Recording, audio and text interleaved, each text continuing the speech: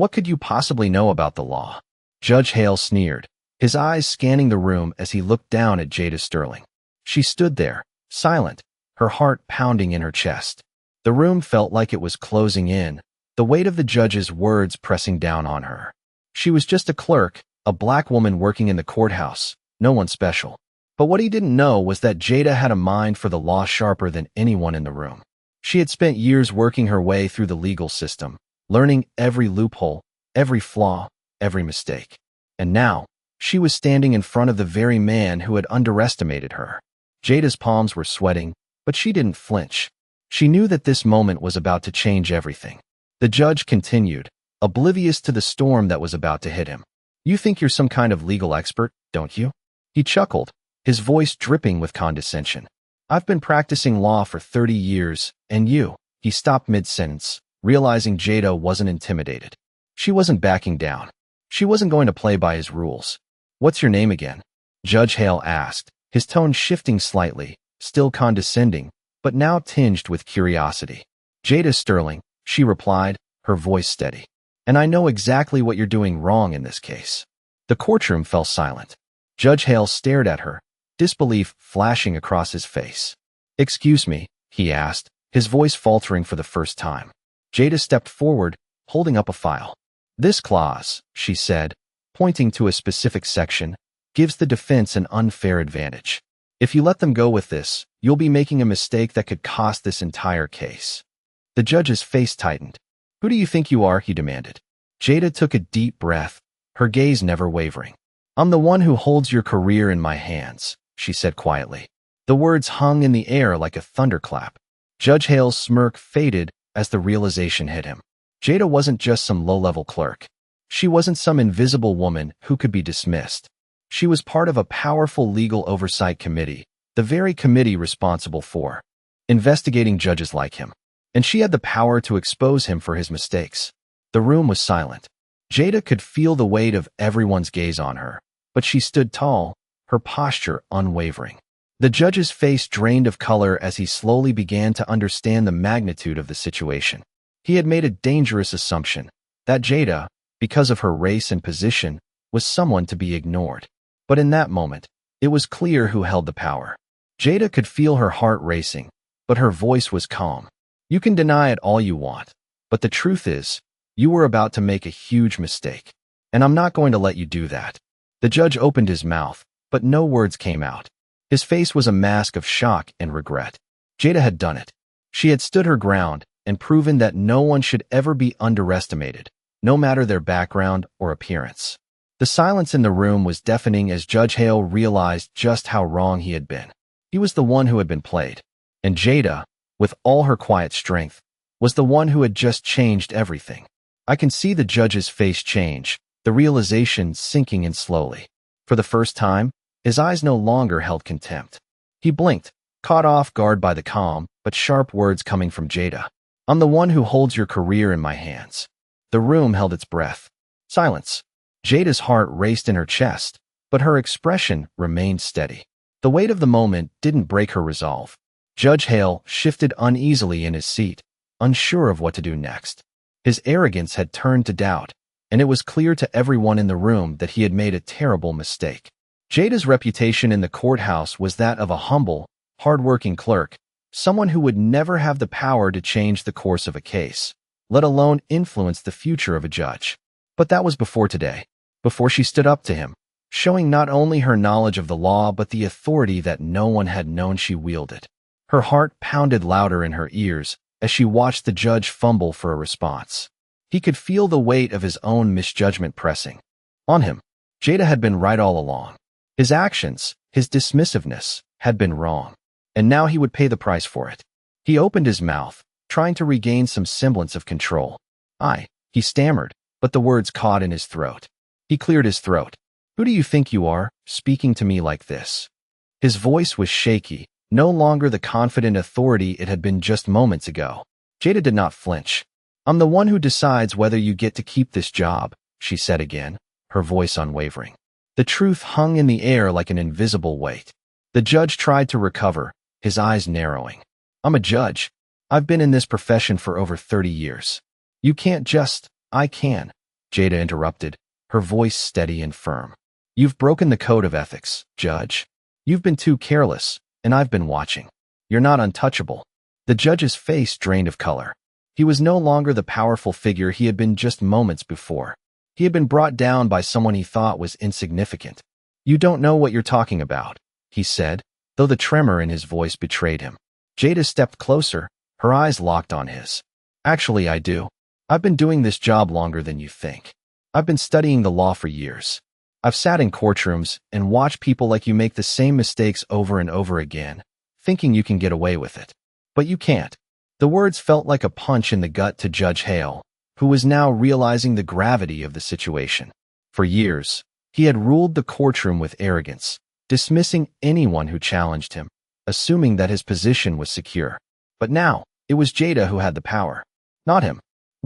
What do you want from me? The judge asked, his voice now weak, no longer filled with authority. I want you to take responsibility for your actions, Jada replied, her tone even, but filled with the strength of someone who knew exactly what they were doing. I want you to acknowledge the mistake you've made, and I want you to fix it. The law is not your playground. People's lives are at stake. There was a long pause as the judge looked around the room, the faces of the others in the courtroom watching him closely. He had no choice but to face the consequences of his actions. Jada had made it clear that she was not going to back down. And it wasn't just her knowledge of the law that made her powerful, it was her unwavering belief in justice. She stood up for what was right, no matter the cost. And now, Judge Hale had to face the reality that his arrogance and complacency had led him down a dangerous path. As the silence stretched on, the judge's gaze finally fell to the floor, his shoulders sagging.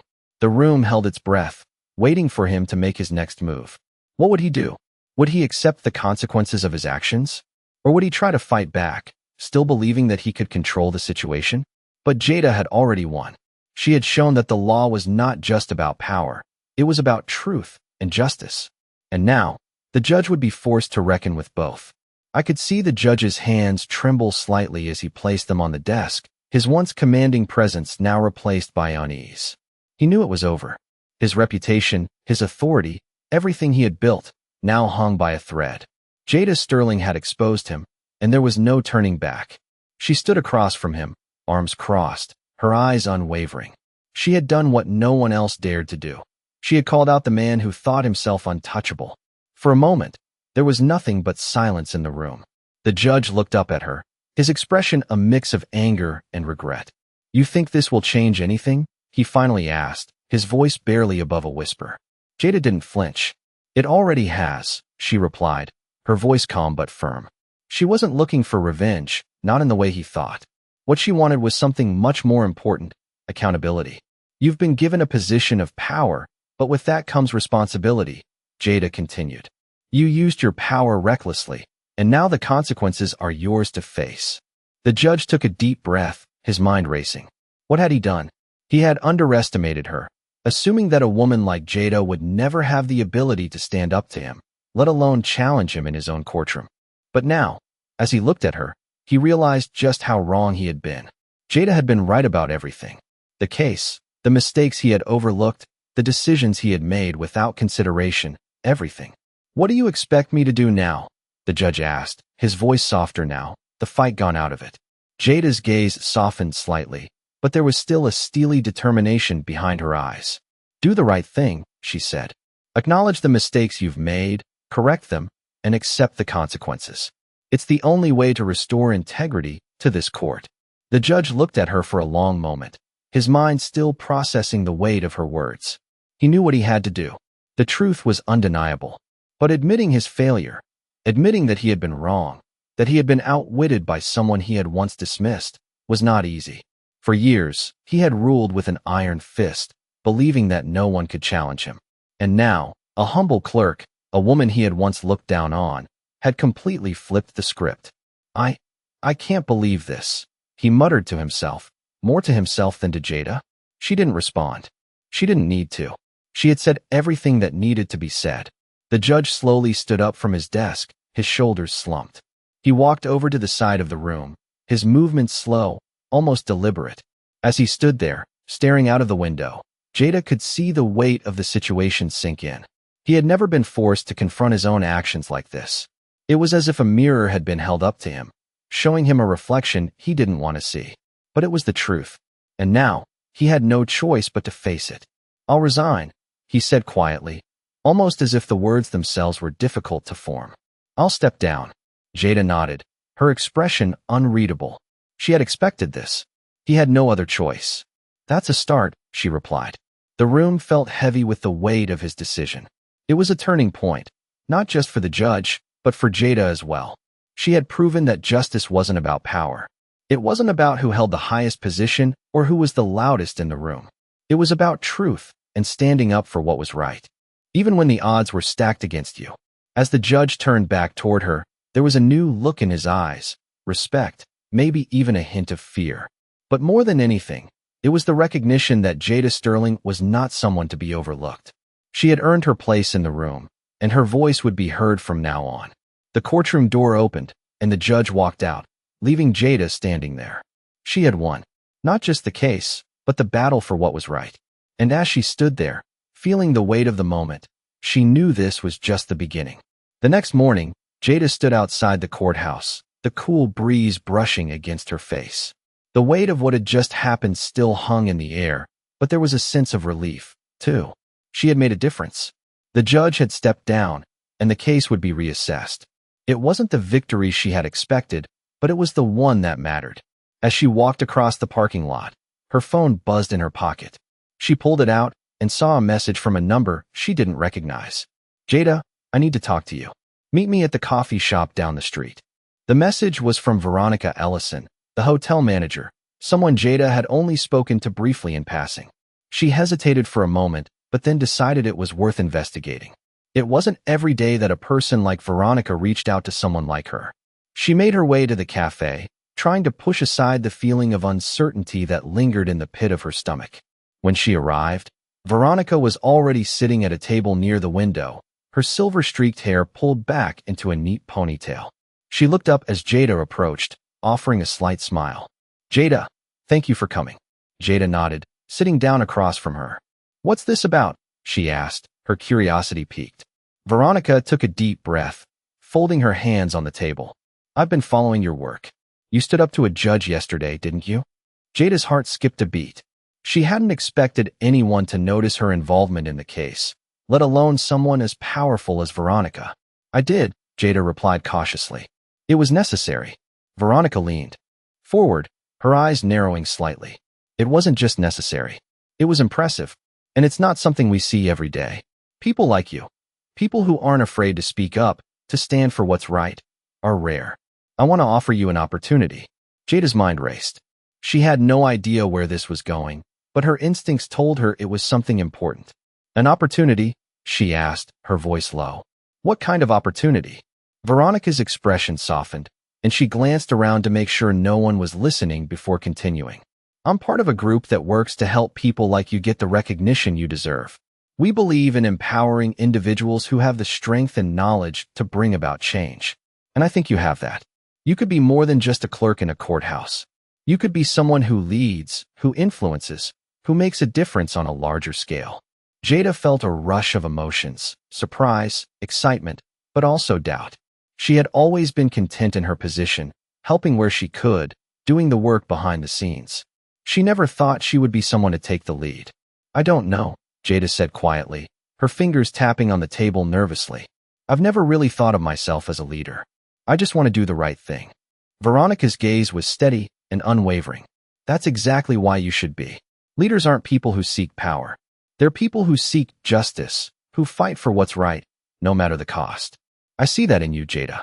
Jada looked down, her thoughts swirling. She had always kept her head down, doing the work, staying out of the spotlight. But what if Veronica was right? What if she could do more? What if she could help bring about real change? "I don't know if I'm ready for something like that," Jada murmured. Veronica smiled softly. "No one is ever ready. But if you're willing to step up, we'll be here to support you. You won't be alone." Jada sat back in her chair, taking in the words. It was a lot to process, but something in her stirred. She had spent so long working in the background, but maybe it was time to step forward. "What do you want me to do?"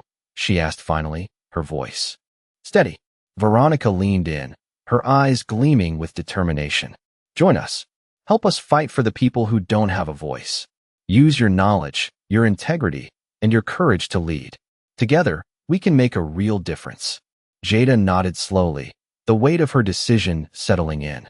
She wasn't sure what the future would hold, but she knew one thing for sure. She wasn't going to hide anymore. It was time for her to take her place in the fight for justice. I sat at my desk, the weight of Veronica's words heavy in my mind.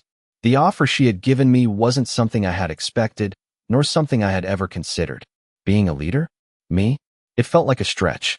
I had always been the one behind the scenes, watching from the sidelines, helping wherever I could. But what Veronica had said struck a chord. Leadership wasn't about seeking power. It was about fighting for what's right, for justice. I had spent so long staying in the background, but maybe it was time for me to step into the light. I couldn't shake the thought of the judge from the other day, how I had stood up to him, how the truth had come out because I spoke up. The sense of justice that ran through my veins was undeniable. What if I could do more with that? What if I could make a real difference? My phone buzzed, snapping me out of my thoughts. It was a text from Veronica. There's a meeting tomorrow morning. I'll be there, and I'd like you to join us. I stared at the screen, hesitating. I had made a decision, but now I was second-guessing myself. Was I ready to take that step? To truly fight for justice on a larger scale? I knew what I had to do. I had to show up. I had to step forward and embrace the opportunity Veronica was offering. It wasn't about me anymore. It was about the people who didn't have a voice, the people who needed someone to stand up for them. I put my phone down and took a deep breath. It was time to leave my comfort zone. The next morning, I walked into the meeting room. The air was thick with anticipation, but I held my head high. Veronica was already there, sitting at the head of the table, her expression focused and determined. I took a seat across from her, my heart beating fast. The room was filled with people I didn't recognize, but they all seemed to be waiting for something. Veronica glanced at me, her eyes softening slightly before turning to address the group. Everyone, this is Jada Sterling, she said. She's here because we believe in her. She's got the courage to stand up for what's right, and she's got the drive to make real change. Jada, we're glad to have you on board. The room went silent for a moment, and I could feel all eyes on me. My heart raced, but I didn't let it show. I nodded, trying to find my voice. Thank you for this opportunity, I said, my voice steady. I don't know if I'm ready to change the world, but I know I'm ready to fight for what's right. The group seemed to relax, and we began discussing strategies, plans, and the steps we would take to make an impact. But even as the conversation moved forward, I couldn't shake the feeling that this was just the beginning of something bigger than I had ever imagined. I left that meeting with a sense of purpose. I knew this wouldn't be easy, and I knew there would be challenges ahead. But for the first time, I felt like I was exactly where I was meant to be. I had a voice, and now I was going to use it. I woke up the next morning with a sense of purpose that I had never felt before. The day ahead was not just any day. It was the start of something that could change everything. As I got dressed and made my way to the office, I couldn't help but think about the meeting yesterday. I had committed to this new path, and it was time to see where it would take me. I was no longer just a clerk in the shadows. I was now part of a movement, a group of people working to make a real difference. The weight of it all still felt surreal, but I was determined to make my mark. As I entered the building, I was greeted by the team, people who had been working on cases like mine, who understood what it was like to be underestimated, to be silenced. There was a sense of camaraderie, a shared mission that brought us together. Veronica was already there, and she welcomed me with a smile. Ready for your first day? She asked, her voice warm but filled with an underlying seriousness. I nodded. I'm ready. We spent the next few hours going over the current projects, cases that needed attention, injustices that needed correcting. It was overwhelming at first, but the more we talked, the more I realized how much work there was to be done. This wasn't just about taking down a single corrupt judge or fixing one flawed system. This was about changing the very foundation of how things worked, challenging the status quo that had been in place for so long. As the day went on, I found myself getting more and more invested in the work. It wasn't just about theory or policy. It was about real people, real lives, and the tangible impact that we could make. I could feel my confidence growing as I began contributing ideas, offering insights based on my experience in the courthouse. I had spent years watching from the sidelines, but now, I was in the game. At the end of the day, Veronica pulled me aside. "You did well today," she said, her voice quiet, almost like she was sharing a secret. "You've got a sharp mind, Jada. You've got what it takes." I could feel the weight of her words, and a sense of pride settled in my chest. For the first time, I felt like I truly belonged. This wasn't just about getting the recognition I had always been denied. It was about making sure others, those who had been silenced or dismissed, had the same chance to be heard. As I walked out of the building that evening, I couldn't help but smile. The city felt different somehow, brighter, more full of possibility. The road ahead would be long and difficult, but it was a road I was ready to walk. I knew that I had a purpose now, and I wasn't going to waste it. The fight for justice was far from over, but with each step, I felt stronger, more confident in my ability to bring about change. And I knew that, together with the team, we would make a difference. This was just the beginning. The following weeks were a whirlwind. Every day, there was something new, another case, another injustice to address, another opportunity to make a difference. I had never felt more alive. The work was demanding, but the sense of purpose that came with it was unlike anything I had ever experienced. Veronica and the rest of the team became my support system, guiding me through the complex world of legal reform. They helped me refine my skills, giving me the tools I needed to make a real impact. I had always believed that justice was something that happened in a courtroom, something that could be won with a well-placed argument or a solid case. But now, I understood that true justice wasn't just about winning cases. It was about creating a system that worked for everyone. One day, Veronica pulled me into her office, her expression more serious than usual. "We need to talk about something," she said, gesturing for me to sit. My heart skipped a beat. "What's going on?" I asked, already sensing that this was no ordinary conversation. Veronica took a deep breath, clearly weighing her words. "You've been doing incredible work, Jada," she said, her voice calm but filled with urgency. "But there's something we need to prepare for. The higher-ups are noticing us." I raised an eyebrow. "The higher-ups?" I asked, unsure of where this was going. Veronica nodded. "Yes, the people who control the big decisions. They've been watching, and now they're ready to take us to the next level. But it's not going to be easy. There's a lot at stake." I sat back in my chair, processing her words. The higher-ups? What did that even mean? I had always focused on the work itself, on making a difference at the ground level. But now, it seemed like the work was about to get even bigger. Veronica leaned forward, her eyes locking with mine. "This is your chance, Jada. This is where you really step up. You've proven yourself in every case, every discussion, and now you're in a position to lead. We need you to take charge, to help guide the direction of what we're doing." My mind raced. I had never considered myself a leader, not in the traditional sense. I was just someone who wanted to see change, someone who wanted to help. But could I really take on that responsibility? Could I lead this movement? "I'm not sure I'm ready for that," I said quietly, my doubts creeping in. "You don't have to be ready," Veronica said gently. "You've been ready all along. You've already shown that you have the courage, the knowledge, and the conviction to make a difference. Now, it's time to take that to the next level." Her words hit me harder than I expected. She was right. I had been stepping up every day, making decisions, standing firm in my beliefs. I had proven to myself and to others that I had what it took. This wasn't about being perfect, it was about doing what was right.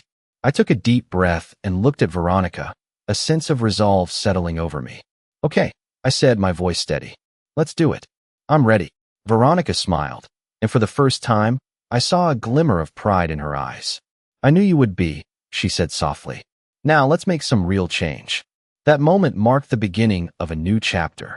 The challenges ahead wouldn't be easy, but I knew one thing for sure. I was ready to lead. The fight for justice was bigger than any one person, and I was just getting started. I would stand up for what was right, no matter the cost. I had found my place, my purpose, and there was no turning back now. The days that followed were a blur of meetings, strategy sessions, and long hours. The team was moving forward at full speed, and I was right there with them, taking on more responsibility, making decisions, and working harder than ever. Every challenge felt like an opportunity, and I embraced each one with a newfound confidence. The higher-ups Veronica had mentioned were keeping an eye on us, but I wasn't intimidated. I knew what I was capable of. It wasn't just about winning cases anymore. It was about reshaping the system, about creating a future where people like me, people who had been overlooked and dismissed, could have a real voice. One afternoon, after another exhausting meeting, I found myself standing by the window, looking out at the city. It was a clear day, and the skyline seemed to stretch on forever. I had always felt small, as if my place in the world was insignificant. But now, looking out at the vastness of everything, I realized that I was part of something much bigger than I had ever imagined. I wasn't just a small piece of the puzzle. I was becoming part of the foundation. My phone buzzed in my pocket, snapping me out of my thoughts. It was a message from Veronica. Big meeting tomorrow. Be ready to speak. I stared at the screen, my heart skipping a beat. Speak. I wasn't sure I was ready for that. The idea of standing in front of a room full of powerful people, the higher-ups, all of them watching me. It was intimidating. But I had come this far, and there was no turning back now. The next morning, I stood in front of the mirror, taking a deep breath. I could do this. I had to do this. I couldn't just keep waiting for opportunities to come to me. I had to take them. As I walked into the meeting room, my mind raced. There was a long table in the center, surrounded by people in suits, their faces a mixture of curiosity and skepticism. Veronica gave me a reassuring nod as she gestured for me to take a seat. Jada, she said, her voice calm. We're all here because we believe in what you've been doing. We want you to help us take this movement to the next level. The room fell silent as everyone turned their attention to me. I swallowed hard, trying to steady my nerves. I'm honored to be here. I began, my voice steady, though my heart was pounding. And I believe in what we're doing. But I also believe we have a long way to go. This isn't just about fighting the system. It's about changing it from the ground up. It's about making sure that everyone, no matter who they are, gets a fair shot. We're not just here to make noise. We're here to make real, lasting change. I paused, looking around the room. The faces of the higher-ups were still, but I could see the shift in their eyes. They were listening. It's not going to be easy, I continued. It never is. But we have the power to make a difference. All we need is the will to keep pushing, to keep fighting for what's right. The silence in the room was thick with anticipation. For a moment, no one spoke. And then, slowly one of the higher-ups nodded. I agree, he said, his voice deep and measured. You've got the right vision. Let's make it happen. I could feel a wave of relief wash over me, and I exhaled a breath I didn't realize I had been holding. This was it.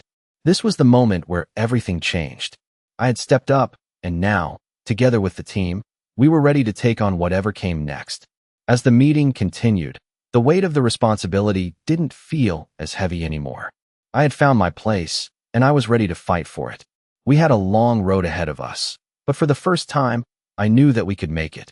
The system was broken, but it was up to us to fix it. And we would. The weeks that followed were filled with the kind of intensity one had never known before. We had made significant progress in the movement, but the pressure was mounting. Every decision felt more crucial, every step more deliberate. As I continued to work with the team, I began to understand the true scope of what we were trying to achieve. This wasn't just about reforming laws or challenging a few bad apples in the system.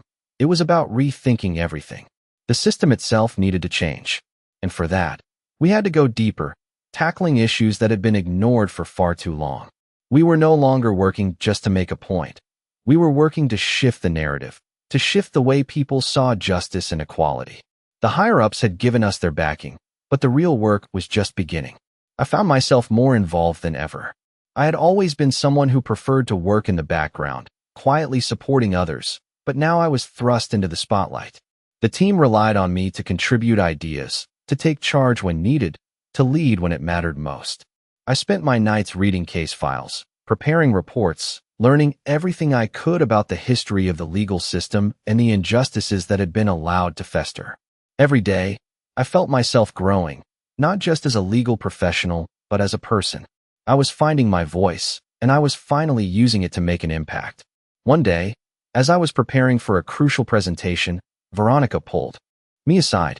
She had that look in her eyes, the kind that meant something big was about to happen.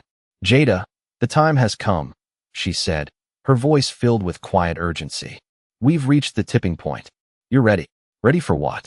I asked, confusion flooding my mind. To speak on our behalf, she said simply. It's time for you to take the stage. This is bigger than just our team now. This is about the world seeing who you are, seeing what you're capable of. You've got the power to change everything, Jada. And it's time for everyone to hear you. I felt a wave of uncertainty wash over me. Speaking publicly was never something I had imagined doing. I had always preferred to let my work speak for itself. But now, it seemed like the world was asking me to step into the very spotlight I had spent my whole life avoiding. I don't know if I can do this, I admitted, my voice betraying the nerves I was feeling. Veronica smiled, her gaze steady. You've already been doing it. Now it's time for the world to see it.